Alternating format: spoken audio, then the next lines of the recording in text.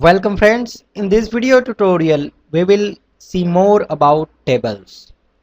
Now in this tutorial we will see how to sort our data which contain in table. For that you have to select one column on which you want to perform sorting. So let's sort first forecast, which is the numeric value. Now to sort the data of forecast you have to go to the home ribbon and you have to go to the editing option in which you will find sort and filter.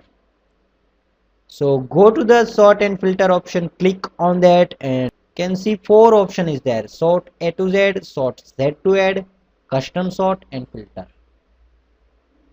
So to sort the particular column alphabetically from A to Z order, you can select sort A to Z.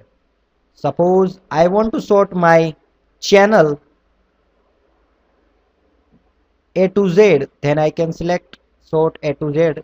So you can see data is changed in A to Z order.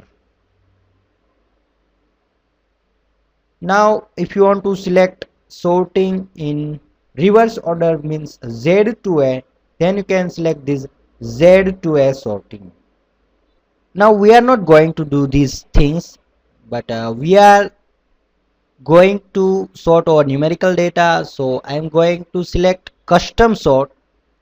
So one window will open, which is the sorting window. Now in which you have to select various columns on which you want to perform sorting. So I want to select forecast, so I have to select forecast because I want to perform sorting on the forecast column. Now sort on values, cell color, font color and cell icon. You can select this option because I want to sort using values, so I am selecting values. Now you can also select order of sorting. You want to perform smallest to largest sort or largest to smallest sort. So currently my data is available in largest to smallest because first is the largest value and last is the smallest value. So I am selecting smallest to largest and press OK. So you can see sorting order of my data is changed.